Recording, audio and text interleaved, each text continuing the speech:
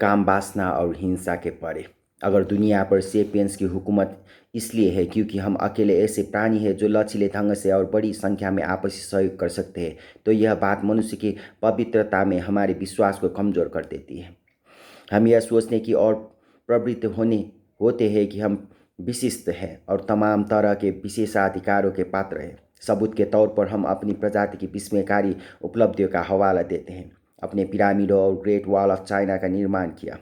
हमने एटमों और डीएनए अणुओं की संरचना को समझ लिया। हम दक्षिणी ध्रुव और चंद्रमा तक पहुंच गए। अगर ये उपलब्धियां ऐसी किसी अनूठे सत्व जैसे कि अमर आत्मा का परिणाम होती जो प्रत्येक मनुष्य में मौजूद है, तो इससे मानव जीवन की पवित्रता का कोई अर्थ निकलता। लेकिन चूंकि यह फतह दरअसल जनसमुदाय में आपसी सहयोग का नतीजा है, इसलिए यह बात समझ से परे है कि इनकी वजह से हमारे मन में अलग अलग मनुष्य के प्रति श्रद्धा क्यों जागनी चाहिए। मधुमक्खियों के एक झुंड में एक अकेली तितली के मुकाबले ज़्यादा ताकत होती है, लेकिन इसका यह मतलब नहीं कि इसलिए मधुमक्खी एक तितली के मुकाबले ज़्यादा पवित्र होती है। रोमानिया की कम्युनिस्ट पार्टी ने सफलतापूर्वक असंगठित रोमन आबादी पर अपना वर्चस्व कायम कर लिया था। तब क्या इससे यह नतीजा निकलता है कि पार्टी के एक सदस्य का जीवन एक साधारण नागरिक से ज़्यादा पवित्र था। चिंपांजी के मुकाबले मनुष्य कहीं ज़्यादा प्रभावशाली ढंग से आपस में सहयोग करना जानते हैं, जिस वजह से मनुष्य चंद्रमा पर अंतरिक्ष यान भेज पाते हैं, जबकि चिंपांजी चिड़ियाघर के दर्शकों पर पत्थर फेंकते हैं। क्या इसका यह मतलब है कि मनुष्य श्रेष्ठ प्राणी है? मान लें कि ऐसा ही है। यह इस पर निर्भर करता है कि आखिर मनुष्य इतनी अच्छी तरह से आपसी सहयोग कर ही क्यों पाते हैं। आखिर मनुष्य ही क्यों इतनी विशाल और उन्नत सामाजिक व्यवस्थाएं खड़ी कर सके। चिंपांजी, भेड़िए और डॉल्फिनों जैसे ज़्यादातर स्तनधारी सामाजिक प्राणियों के बीच सामाजिक सहयोग आत्मीय परिचय पर निर्भर करता है। आम चिंपांजियों के अलग अलग चिंपांजी साथ मिलकर सिर्फ तभी शिकार कर पाते हैं जब वे एक दूसरे को अच्छी तरह पहचानने लगे होते हैं और उसके बीच उच्च निम्न का सामाजिक क्रम विकसित हो चुका होता है। इस तरह चिंपांजी सामाजिक आदान प्रदान और शक्ति संघर्षों में अपना बहुत सा समय खर्च करते हैं। जब अजनबी चिंपांजी आपस में मिलते हैं तो आमतौर से वे परस्पर सहयोग नहीं कर पाते, बल्कि एक दूसरे पर चीखते हैं, एक दूसरे से लड़ते हैं या जल्दी से जल्दी भाग जाते हैं। बौने चिंपांजियों, जो बोनोबो के नाम से भी जाने जाते हैं, के बीच स्थितियां थोड़ी अलग होती है। तनाव मिटाने और सामाजिक संबंध तैयार करने के लिए बोनोबो अक्सर रतिकर्म का इस्तेमाल करते हैं। आश्चर्य की बात नहीं है कि इसीलिए समलैंगिक संभोग उनके बीच बहुत आम चीज़ है। जब बोनोबो के दो अजनबी समूह एक दूसरे से मिलते हैं तो वे भय और दुश्मनी का इजहार करते हैं और जंगल उनकी चीखों पुकार से भर उठता है। लेकिन जल्द ही एक समूह की मादाएं उस सरहद के अंदर पहुंच जाता है जिस पर किसी समूह का अधिकार नहीं होता, और वहां पहुंचकर वे अजनबी चिंपांजियों को लड़ने की बजाय संभोग करने के लिए आमंत्रित करता है। इस निमंत्रण को आमतौर से स्वीकार कर लिया जाता है और कुछ ही मिनटों के भीतर संभावित युद्ध क्षेत्र संभोग करते बोनोबो से भर जाते हैं, जो इस कृत्य के लिए लगभग उन तमाम तरह की मुद्राओं का प्रयोग करते हैं जिनकी कल्पना ही की जा सकती है, जिनमें पेड़ों से उल्टे लटक कर संभोग करना तक शामिल होता है। सेपियंस आपसी सहयोग की इन युक्तियों से भलीभांति परिचित है। वे भी कभी कभी शक्ति के कई वैसे ही सोपान क्रम तैयार करते हैं जो आम चिंपांजियों के सोपान क्रमों जैसे होते हैं, जबकि दूसरे अवसर पर वे बोनोबो की तरह रति कर्म के माध्यम से सामाजिक संबंध तैयार करते हैं। लेकिन निजी परिचय, फिर वह आपस में लड़ने के लिए हो या संभोग के लिए, बड़े पैमाने के आपसी सहयोग का आधार तैयार नहीं कर सकता।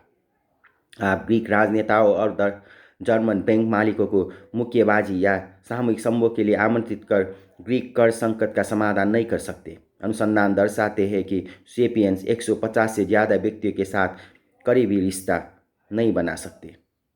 व्यापक सामुदायिक सहयोग के तंत्र खड़े करने में जो भी कोई चीज़ मनुष्य को सक्षम बनाती है, लेकिन वह करीबी रिश्ता नहीं है।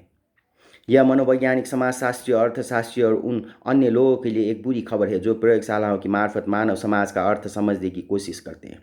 संगठन परक और वित्तीय दोनों ही वजहों से बहुत बड़ी तादाद में प्रयोग या तो व्यक्तियों पर किए जाते हैं या सहभागियों के छोटे छोटे समूह पर, लेकिन एक छोटे समूह के आचरण से व्यापक जन समुदाय की गतिशीलता का अनुमान करना खतरनाक है। 10 करोड़ की आबादी वाला एक राष्ट्र 100 व्यक्तियों के एक समूह के मुकाबले बुनियादी तौर पर भिन्न ढंग से काम करता है। उदाहरण के लिए अल्टीमेटम गेम को ही लें, जो व्यावहारिक अर्थशास्त्र के सबसे प्रसिद्ध प्रयोग में से एक है। यह प्रयोग सामान्यतः 2 लोगों पर किया जाता है। इनमें से एक व्यक्ति को $100 दिया जाता है जिनको उसे अपने दूसरे सहभागी के बीच मनचाहे ढंग से बांटना होता है। वह सब अपने पास रख सकता है, पैसे को 2 हिस्से में बांट सकता है या ज़्यादातर पैसा दूसरे को दे सकता है। दूसरा खिलाड़ी 2 में से एक काम कर सकता है। वो प्रस्तावित बंटवारे को मंजूर कर सकता है या उसको मानने से साफ इनकार कर सकता है। अगर वो बंटवारे को मानने से इनकार कर देता है तो दोनों में किसी को कुछ नहीं मिलता। पारंपरिक आर्थिक सिद्धांत यह मानता है कि मनुष्य तार्किक परिगणनाएं करने वाली मशीनें हैं। उनका कहना है कि ज़्यादातर लोग $99 रख लेंगे और $1 दूसरे व्यक्ति को देंगे। इसके आगे उनका कहना है कि दूसरा व्यक्ति इस पेशकश को स्वीकार कर लेगा। एक तर्कसंगत व्यक्ति $1 की पेशकश किए जाने पर हमेशा हाँ कहेगा। दूसरे व्यक्ति को $99 मिलते हैं तो उसको इसकी क्या परवाह। पारस्परिक अर्थशास्त्रियों ने शायद कभी अपनी प्रयोगशालाओं में व्याख्यान कक्षों से बाहर निकलकर वास्तविक दुनिया में जाने का जोखिम नहीं उठाया। अल्टीमेटम गेम खेलने वाले ज़्यादातर लोग कम पैसों की पेशकशों को इसलिए ठुकरा देते हैं क्योंकि वे नाजायज़ होती है। वे बुद्धू दिखने की बजाय $1 का नुकसान भोगना पसंद करते हैं, क्योंकि वास्तविक दुनिया इसी तरह से काम करती है। इसलिए पहले तो कम ही लोग होते हैं जो इतने कम पैसे की पेशकश करती है। ज़्यादातर लोग पैसे को बराबर बांटते हैं या खुद पैसा सीमित लाभ लेते हैं और दूसरे खिलाड़ी को $30 या $40 देने की पेशकश करते हैं। अल्टीमेटम गेम ने पारस्परिक आर्थिक सिद्धांतों को कमजोर करने और पिछले कुछ दशक की सबसे महत्वपूर्ण आर्थिक खोज करने में सार्थक योगदान किया है। यह खोज है सेपियंस किसी ठंडे गणितीय तर्क के मुताबिक नहीं, बल्कि एक कर्मजोश सामाजिक तर्क के अनुसार आचरण करते हैं। हम भावनाओं के वशीभूत होते हैं। जैसा कि हमने पहले देखा, ये भावनाएं वस्तुतः वे परिष्कृत एल्गोरिदम है जो प्राचीन शिकारी संग्रहकर्ताओं के क्रियाकलापों को प्रतिबिंबित करते हैं। अगर 30,000 साल पहले मैंने एक जंगली चूजे का शिकार करने में आपकी मदद की होती और आपने लगभग पूरा का पूरा चूजा अपने पास रखते हुए मुझे उसका महज एक पंख पकड़ा दिया होता, तो मैं खुद से यह नहीं कहता न कुछ से एक पंख ही पला है। इसकी बजाय मेरे विकासपरक एल्गोरिदम सक्रिय उठे होते। एड्रेनलिन और टेस्टोस्टेरोन मेरी काया में उमड़ पड़े होते। मेरा खून उबलने लगा होता। मैं अपने पैर पटकने लगता और गला फाड़ कर चिल्ला उठा होता। कुछ ही देर के लिए मैं भूखा रह सकता था और मैंने 1-2 मुक्के तक जड़ दिए होते थे, लेकिन इससे दीर्घकालीन लाभ हुआ होता क्योंकि मुझे 2 बार धोखा देने से पहले आपने 2 बार सोचा होता। हम नाजायज़ पेशकशों के लिए ठुकरा देते हैं क्योंकि जो लोग दब्बूपन के साथ नाजायज़ पेशकश को स्वीकार कर लेते थे वो पाषाण युग में जीवित नहीं बने रह पाते थे। शिकारी संग्रहकर्ताओं के समकालीन कबीलों के व्यवहार पर ध्यान देने से इस धारणा की पुष्टि होती है। ज़्यादातर कबीले अत्यंत समतावादी है और जब कोई शिकारी कोई मोटा हिरन लेकर शिविर में वापस लौटता है तो हर किसी को उसका हिस्सा मिलता है। यही बात चिंपांजी के बारे में सही है। जब कोई चिंपांजी किसी सूअर के बच्चे को मारता है तो उसके झुंड के बाकी सदस्य उसके इर्द गिर्द एकत्र हो जाते हैं और अपने अपने हाथ बढ़ा देते हैं और सामान्यतः सभी को एक एक टुकड़ा मिल जाता है। हाल ही में किए गए एक अन्य प्रयोग के तहत स्तनधारी प्राणियों की अध्येता फ्रेंच देदाल ने 2 कैपुचिन बंदरों को 2 सटे हुए पिंजरों में रख दिया ताकि दोनों एक दूसरे की हरकत को देख सके। देवाल और उसके साथियों ने दोनों पिंजरों के भीतर छोटे छोटे पत्थर रख दिए और बंदरों को प्रशिक्षण दिया कि वह पत्थर उठाकर उनको दे। जब भी एक बंदर पत्थर उठाकर देता था तो बदले में उसको कुछ खाने को मिलता था। शुरू में यह इनाम ककड़ी का एक टुकड़ा होता था। कुछ सिलसिले के बाद देवाल इस प्रयोग के अगले चरण की ओर बढ़े। इस बार जब पहले बंदर ने एक पत्थर उठाकर दिया तो उसको एक अंगूर मिला। अंगूर ककड़ी से कई ज़्यादा स्वादिष्ट होते हैं, लेकिन जब दूसरे बंदर ने पत्थर उठाकर दिया तो उसको तब भी ककड़ी का टुकड़ा ही मिला। यह दूसरा बंदर जो पहले ककड़ी के मिलने से बहुत प्रसन्न था, इस बार नाराज़ हो उठा। उसने ककड़ी ली, पल भर तक उसको अविश्वास से देखा और फिर उसको गुस्से से इन वैज्ञानिकों की ओर फेंक कर कूदने और ज़ोर ज़ोर से चिल्लाने लगा। वो आसानी से ठगे जाने वालों में से नहीं था। इस आनंद से भर देने वाले प्रयोग के साथ साथ अल्टीमेटम गेम ने बहुत से लोगों को यह विश्वास दिलाया कि वानरों में एक कुदरती नैतिकता होती है और यह कि समानता एक सार्वभौमिक और सार्वकालिक मूल्य है। लोग स्वभाव से ही समतावादी होते और असमानता बरतने वाले समाज असंतोष की वजह से कभी ठीक से काम नहीं करते। लेकिन क्या वाकई ऐसा है? ये सिद्धांत चिंपांजियों, कैपुचिन बंदरों और शिकारी संग्रहकर्ताओं के छोटे छोटे कबीलों पर लागू हो सकते हैं। ये उस प्रयोगशाला में भी आसानी से लागू हो सकते हैं जहां आप लोगों के छोटे से समूह पर उनका परीक्षण करते हैं। लेकिन जब आप विशाल मानव समुदाय के आचरण पर गौर करते हैं तो आप एक निहायत अलग किस्म की वास्तविकता के सामने होते हैं। इंसानों के ज़्यादातर राज्य और साम्राज्य बेइंतहा गैर बराबरी वाले थे, लेकिन उनमें से कई आश्चर्यजनक रूप से स्थिर और कारगर रहे। प्राचीन मिस्र में फेरो सुनहरी सैंडलों और रत्न जड़े लबादे पहने ठंडे और आलीशान महलों में आरामदेही तकियों पर पसरा रहता था, और खूबसूरत दासियां उसके मुंह में मीठे मीठे अंगूर डालती रहती थी। वह खुली खिड़की से किसानों को खेतों में काम करते देख सकता था, जो गंदे चिथड़े लपेटे बेरहम धूप में कड़ी मेहनत करते रहते थे। और वह किसान किस्मत वाला होता था जिसको दिन बीतने पर ककड़ी खाने को मिल जाया करती थी, लेकिन इन किसानों ने शायद ही कभी विद्रोह किया हो।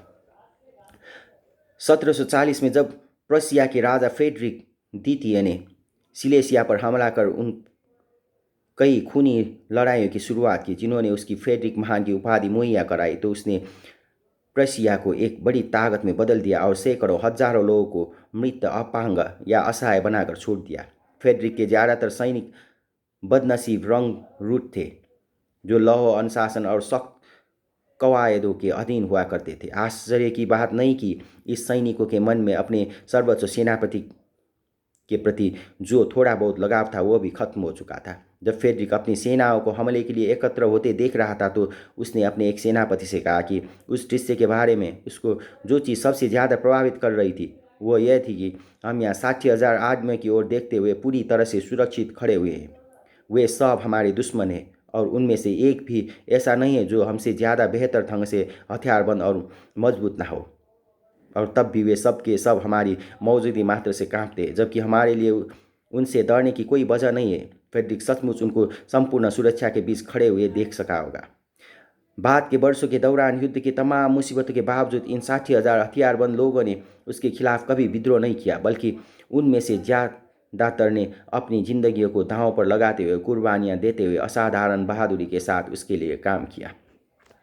क्या वजह है कि अल्टीमेटम गेम और कैप्चिन बंदरों पर किए गए प्रयोग के आधार पर हमारे मन में जो अपेक्षाएं जागती है, मिस्र के किसानों और प्रशियाई सैनिकों ने उससे इस कदर भिन्न ढंग से आचरण किया, इसलिए कि बड़ी तादाद में लोग उससे बिल्कुल भिन्न तरह का व्यवहार करते हैं, जैसा वे तब करते हैं जब वे कम संख्या में होते हैं। उस सूरत में वैज्ञानिकों ने क्या देखा होता अगर उन्होंने अल्टीमेटम गेम का प्रयोग 10 लाख लोगों के दो समूहों पर किया होता, जिनके बीच 100 अरब डॉलर बांटे जाने वाले होते।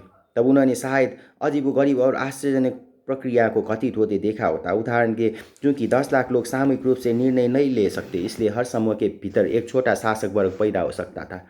तब क्या होता अगर एक शासक वर्ग 10 अरब डॉलर की पेशकश करते हुए 90 अरब डॉलर अपने पास रख लेता?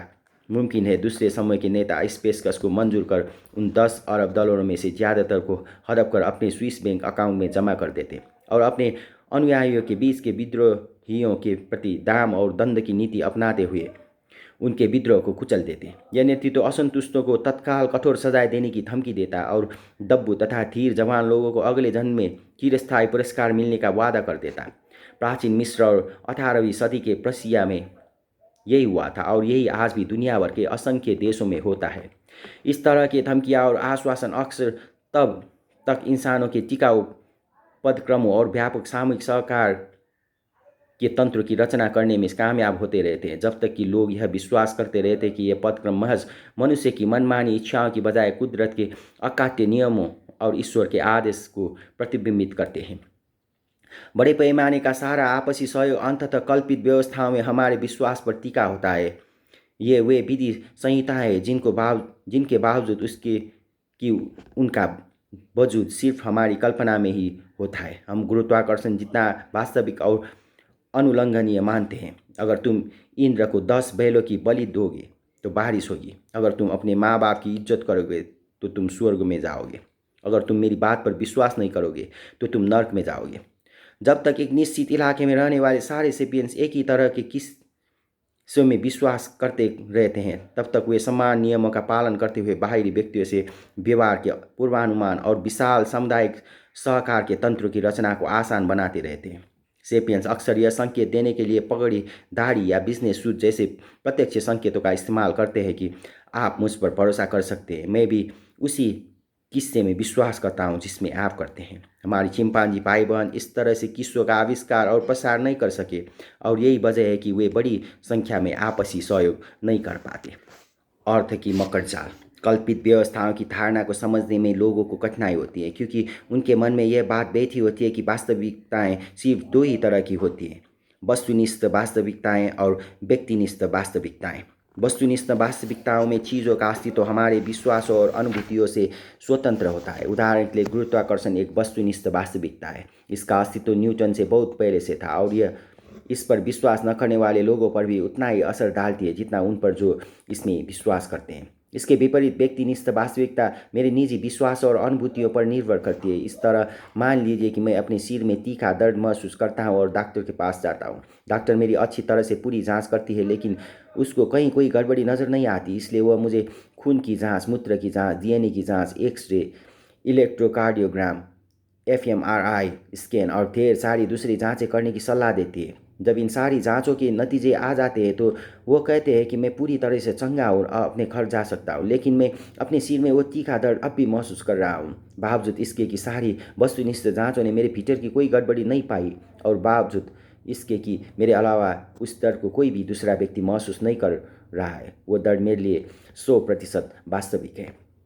ज़्यादातर लोग ये मानकर चलते हैं कि वास्तविकता या तो वस्तुनिष्ठ होती है या व्यक्तिनिष्ठ, और इनके सिवाय तीसरा कोई विकल्प नहीं है। इसलिए वे जैसे ही इस बात को संतुष्ट हो जाते हैं कि कोई चीज़ महज उनकी व्यक्तिनिष्ठ अनुभूति नहीं है, वे तत्काल इस नतीजे पर पहुंच जाते हैं कि तब फिर वह निश्चय ही वस्तुनिष्ठ होगी। अगर ढेरों लोग ईश्वर में विश्वास करते हैं, अगर ऐसा दुनिया को नचाता है, अगर पैसा दुनिया को नचाता है, अगर राष्ट्रवादी युद्धों की शुरुआत करता है और साम्राज्य खड़े करता है, तो ये चीज़ें महज मेरा व्यक्तिनिष्ठ विश्वास नहीं है। ईश्वर, पैसा और राष्ट्र तब निश्चय ही वस्तुनिष्ठ वास्तविकताएं होगी।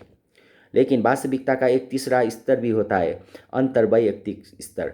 अंतर्वैयक्तिक वास्तविकताएं स्वतंत्र मनुष्य के विश्वास और अनुभूतियों पर निर्भर होने की बजाय बहुत सारे मनुष्य के बीच संचार पर आधारित होती है। इतिहास के सर्वाधिक महत्वपूर्ण घटकों में से बहुत से घटक अंतर्वैयक्तिक हैं। उदाहरण के लिए पैसा का कोई वस्तुनिष्ठ मूल्य नहीं है। आप डॉलर के नोट को खा पी या पहन नहीं सकते, लेकिन जब तक अरबों लोग इसके मूल्य में विश्वास करना जारी रखते हैं, तब तक आप इसका इस्तेमाल भोजन, पेय और कपड़े खरीदने के लिए कर सकते हैं। अगर बेकरी वाला सहसा डॉलर के उस नोट पर से अपनी आस्था खो देता है और कागज़ के इस हरे पत्ते के बदले मुझे ब्रेड देने से इनकार कर देता है, तो इससे बहुत फर्क नहीं पड़ता। मैं कुछ ब्लॉक आगे पास के सुपरमार्केट में जा सकता हूँ, लेकिन अगर सुपरमार्केट का कैशियर भी कागज़ के इस टुकड़े को लेने से मना कर देता है, साथ ही बाजार के फेरी वाले और माल के विक्रेता भी इनकार कर देता है, तो वह डॉलर अपना मूल्य खो देगा। कागज़ वे टुकड़े बेशक बने रहेंगे, लेकिन वे किसी काम के नहीं रहेंगे।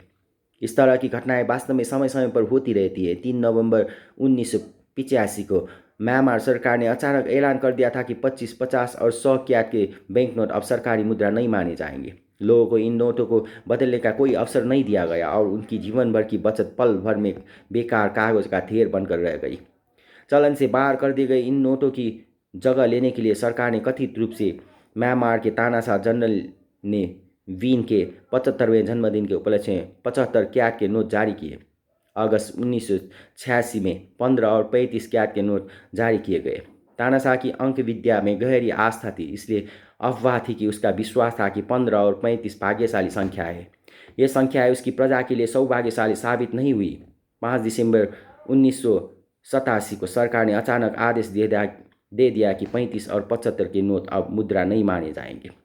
मुद्रा का मूल्य ही वो एकमात्र चीज़ नहीं है जो लोगों का उसमें विश्वास खत्म होने के साथ ही भाप बनकर उठ जाती है।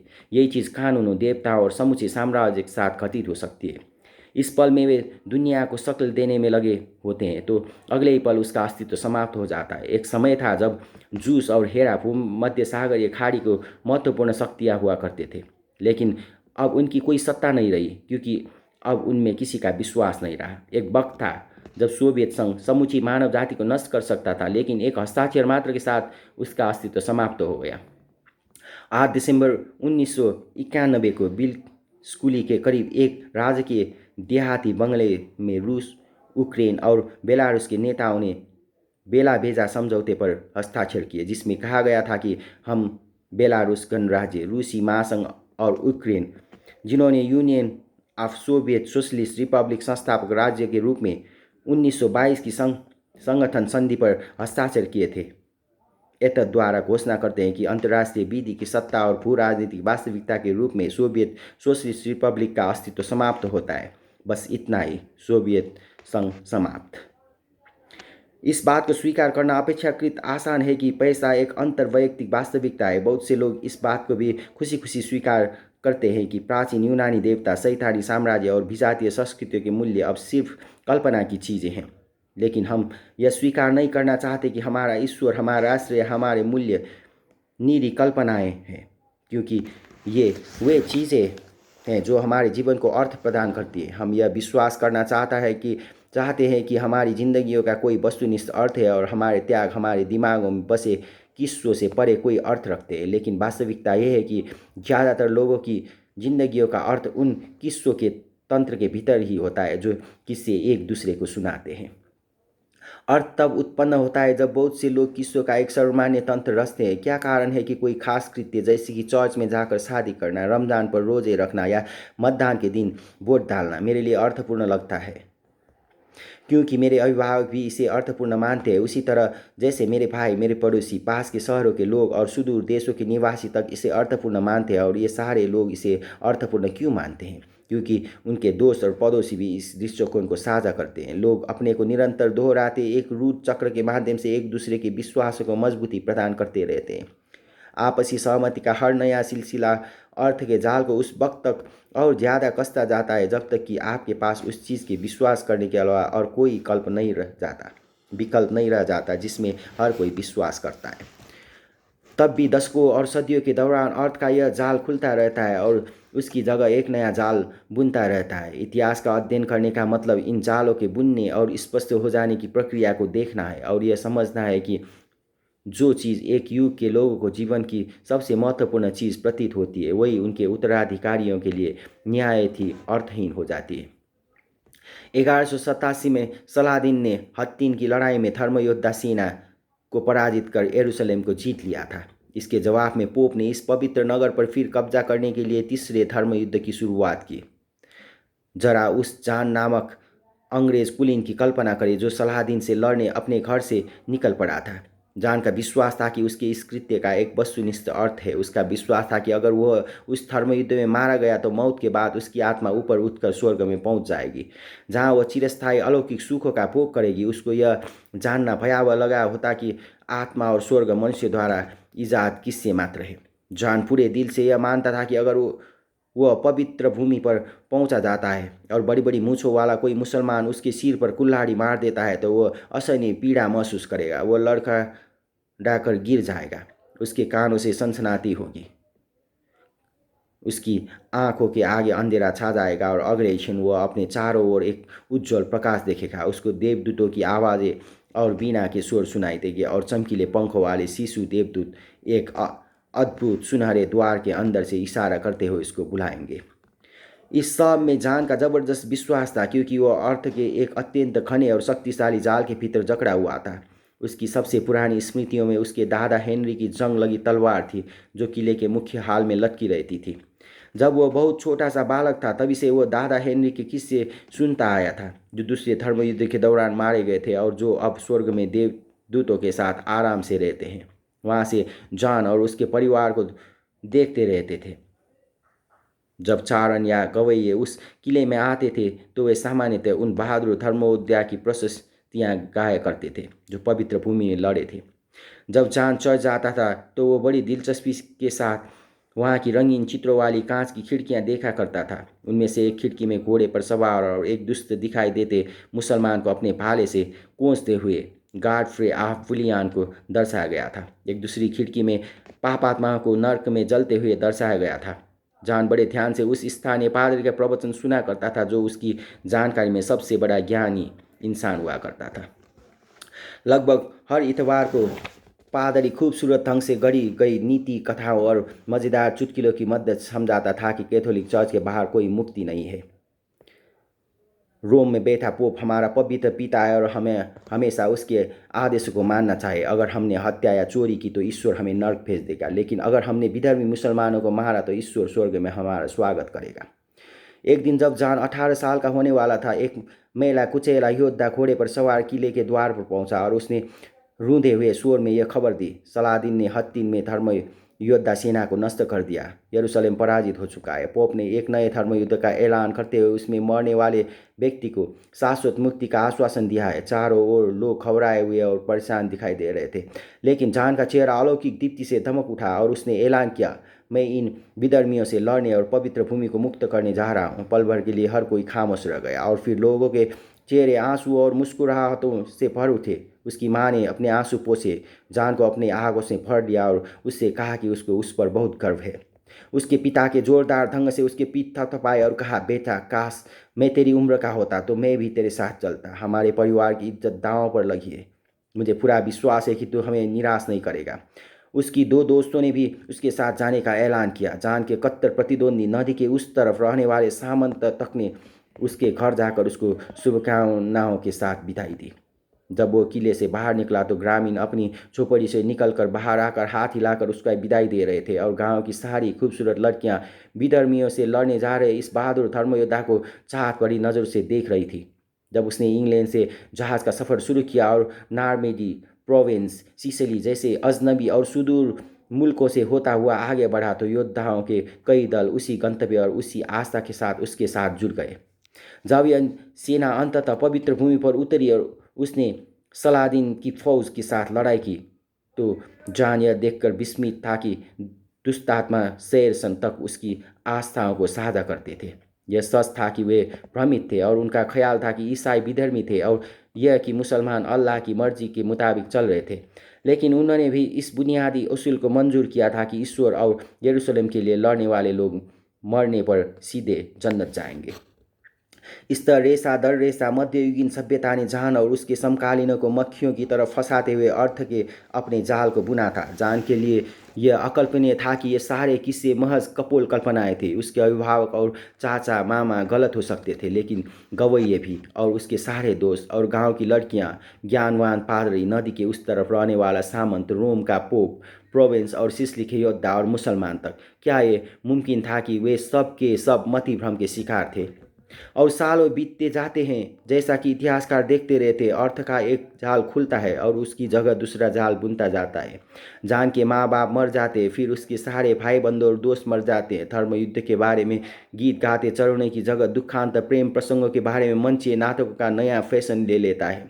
पारिवारिक किला जलकर मिट्टी में मिल जाता है और जब उसको फिर खड़ा किया जाता है तो वहाँ दादा हेनरी की तलवार का कोई नामो निशान नहीं मिलता।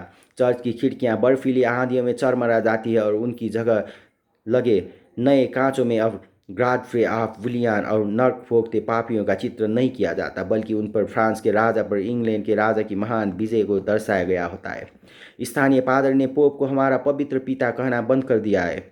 अब उसको रोम में बैठे शैतान के रूप में याद किया जाता है। पास के विश्वविद्यालय में अध्येता प्राचीन यूनानी पांडुलिपियों को सावधानी से पलटते हुए मृतदेहों की चीर फाड़ करते हैं और बंद दरवाजे के पीछे हल्के से फुसफुसाते हैं कि शायद आत्मा जैसी कोई चीज़ नहीं होती।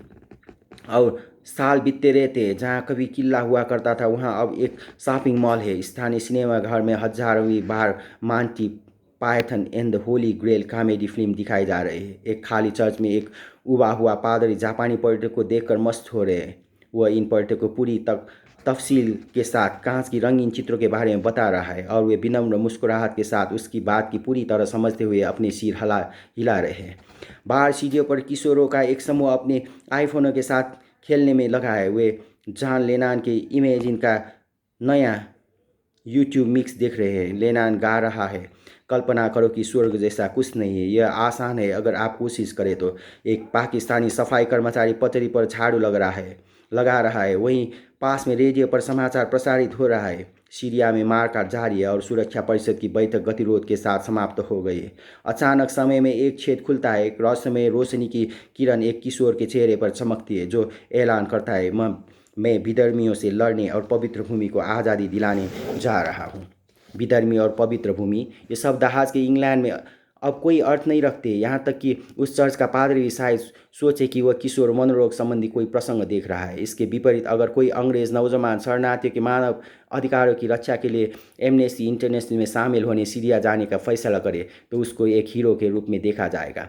मध्य युग में लोगों ने सोचा होता कि वह सनक गया है, 12वीं सदी के इंग्लैंड में कोई नहीं जानता था कि मानव अधिकार क्या चीज़ है। आप मुसलमानों को मारने के लिए नहीं, बल्कि मुसलमानों के एक समूह को दूसरे समूह से बचाने के लिए मध्य पूर्व में जाकर अपनी जान जोखिम में डालना चाहते हैं। निश्चय ही आपका दिमाग फिर गया है। इतिहास इस तरह खुलता है, लोग अर्थ का एक जाल बुनते हैं, पूरे दिल से उसमें विश्वास करते हैं, लेकिन आगे पीछे वह जाल खुल जाता है। और जब हम पीछे मुड़कर देखते हैं तो हम समझ नहीं पाते कि किसी व्यक्ति ने उसको गंभीरता से कैसे लिया है। पीछे मुड़कर देखने पर स्वर्ग पहुंचने की उम्मीद में धर्मयुद्ध पर जाना नीरा पागलपन जैसा लगता है। पीछे मुड़कर देखने पर शीत युद्ध उससे भी बड़ा पागलपन लगता है। 30 साल पहले आखिर यह कैसे मुमकिन रहा होगा कि लोग कम्युनिस्ट स्वर्ग में अपने विश्वास के चलते परमाणु विनाश का जोखिम उठाने को तैयार थे। हो सकता है कि अब से 100 साल बाद लोकतंत्र और मानव अधिकारों में हमारा विश्वास हमारे वंशजों के लिए उतना ही समझ से परे लगे। स्वप्न काल। सेपियंस दुनिया पर हुकूमत करते हैं क्योंकि वे अर्थ का एक अंतर्वैयक्तिक जाल बुनने की काबिलियत रखते हैं। ऐसे कानूनों, शक्तियों, सत्ताओं और स्थलों का जाल जिनका वजूद विशुद्ध रूप से उनकी साझा कल्पनाओं में होता है। यह जाल इंसानों को बिना किसी की मदद लिए धर्मयुद्ध, समाजवादी क्रांतियाँ और मानवाधिकार आंदोलन को आयोजित करने की गुंजाइश देता है। दूसरे प्राणी भी कई तरह की कल्पनाएं कर सकती है। चूहे की ताक में बैठी बिल्ली ने मुमकिन है उस चूहे को न देखा हो, लेकिन वह उस चूहे के रूप, रंग और स्वाद तक की कल्पना कर सकती है। लेकिन जहाँ तक हमारी जानकारी है, बिल्लियाँ सिर्फ उन्हीं चीज़ों को कल्पना कर सकती है जिनका वजूद हमारी दुनिया में है। जैसे कि चूहे, वे ऐसी चीज़ों की कल्पना नहीं कर सकती जिनको उन्होंने कभी देखा, सूंघा या चखा नहीं है, जैसे अमेरिकी डॉलर, गूगल कॉरपोरेशन या यूरोपियन यूनियन। इस तरह की कल्पित चीज़ों का ख्वाब सिर्फ सेपियंस ही देख सकते हैं। नतीजतन यहाँ बिल्लियाँ और दूसरे जानवर वस्तुनिष्ठ क्षेत्र तक सीमित है और अपनी संचार प्रणालियों का इस्तेमाल वास्तविकता का वर्णन करने के लिए ही कर सकते हैं। वहीं सेपियंस पूरी तरह से नई वास्तविकताओं को रचने के लिए भाषा का इस्तेमाल करते हैं। पिछले 70,000 सालों के दौरान सेपियंस द्वारा ईजाद अंतर्वैयक्तिक वास्तविकताएं उत्तरोत्तर इतनी शक्तिशाली होती गई है कि आज दुनिया पर उनका वर्चस्व है। क्या चिंपांजी, हाथी, अमेज़न के वर्षा वन और आर्कटिक के ग्लेशियर 21वीं सदी से बचकर जीवित रह पाएंगे? ये यूरोपीय यूनियन और वर्ल्ड बैंक जैसी अंतर्वैयक्तिक सत्ताओं के निर्णय पर निर्भर करता है, उन सत्ताओं पर जिनका वजूद सिर्फ साझा कल्पना में है। दूसरे जंतु हमारे सामने नहीं टिक पाएंगे, इसलिए नहीं कि उसके पास आत्मा या मानस नहीं है, बल्कि इसलिए कि उनमें जरूर कल्पना का अभाव है। शेर दौड़ सकते हैं, झपट सकते हैं, पंजा मार सकते हैं, दांत करा सकते हैं, लेकिन वे कोई बैंक खाता नहीं खोल सकते या कोई मुकदमा दायर नहीं कर सकते। और 21वीं सदी में बैंक मालिक जानता है कि मुकदमा कैसे दायर किया जाएगा। वे सवाना के सबसे ज़्यादा उग्र शेर से कहीं ज़्यादा शक्तिशाली हैं। अंतर्वैयक्तिक वास्तविकताओं को रचने की यह काबिलियत मनुष्य को दूसरी जीवों से अलग करने के साथ साथ मानव विज्ञानों को भी जीवन संबंधी विज्ञानों से अलग करती है। इतिहासकार देवताओं और राष्ट्रों जैसी अंतर्वैयक्तिक वास्तविकताओं के विकास को समझने की कोशिश करते हैं। वही जीव विज्ञानी इस तरह की चीज़ों के वजूद पर ध्यान तक नहीं देते। कुछ लोग मानते हैं कि अगर हम जेनेटिक कोड को अंदर से समझकर मस्तिष्क के हर एक न्यूरॉन का नक्शा भर तैयार कर ले तो हम मनुष्यता के सारे रहस्य को समझ लेंगे। आखिरकार अगर मनुष्य की कोई आत्मा नहीं होती और अगर विचार, भावनाएं और अनुभूतियाँ जैव रासायनिक एल्गोरिथम मात्र है, तो जीव विज्ञान मानव समाजों की सारी सनकों की जड़ तक क्यों नहीं जा सकता?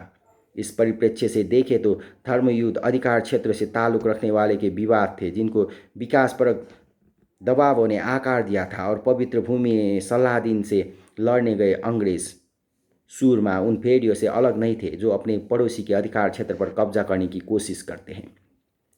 मानव विज्ञान इसके विपरीत उन अंतर्वैयक्तिक वास्तविकताओं के निर्णायक महत्व पर बल देते हैं जिनको हार्मोनों और न्यूरॉनों से सरलीकृत नहीं किया जा सकता। ऐतिहासिक ढंग से सोचने का मतलब है हमारी कल्पित किस्सों की विषय वस्तु को वास्तविक शक्ति से मंडित करना। निश्चय ही इतिहासकार जलवायु परिवर्तन और जेनेटिक परिवर्तन जैसे वस्तुनिष्ठ तथ्य को नज़रअंदाज नहीं करते, लेकिन वे उन किस्सों को कई ज़्यादा महत्व देते हैं जिनको लोग गढ़ते हैं और जिनमें वे विश्वास करते हैं। उत्तर कोरिया और दक्षिण कोरिया एक दूसरे से इस कदर अलग इसलिए नहीं है कि प्योंगयांग के लोगों के जीन्स सियोल के लोगों के जीन्स से भिन्न है, या उत्तर ज़्यादा ठंडा और पर्वतीय इलाकों से भरा है। वे दोनों इसलिए इतने अलग हैं क्योंकि उत्तर पर बिल्कुल अलग तरह की कल्पनाओं का वर्चस्व है। मुमकिन है कि किसी दिन न्यूरोबायोलॉजी की कोई नई खोज हमें कम्युनिज्म और धर्मयुद्ध की पूरी तरह से जैव रासायनिक पदावली में समझने में सक्षम बना दे, लेकिन उस मुकाम से अभी हम बहुत दूर हैं। 21वीं सदी के दौरान इतिहास और जीव विज्ञान के बीच की सीमा रेखा के धुंधला जाने की संभावना है। तो इसलिए नहीं कि हम ऐतिहासिक घटनाओं की जीव वैज्ञानिक व्याख्याएं खोज लेंगे, बल्कि इसलिए कि विचारधारात्मक कल्पनाएं डीएनए की लड़ियों को संशोधित कर देगी। राजनीतिक और आर्थिक हित जलवायु को नए सिरे से गढ़ देंगे और पर्वतों तथा नदियों का भूगोल साइबर स्पेस के सामने घुटने टेक देगा। जैसे जैसे इंसानों के मनगढ़ंत किस्से जेनेटिक और इलेक्ट्रॉनिक कोडों में रूपांतरित होते जाएंगे, वैसे वैसे अंतर्वैयक्तिक वास्तविकता वस्तुनिष्ठ वास्तविकता को निगलती जाएगी और जीव विज्ञान इतिहास में विलीन होता जाएगा।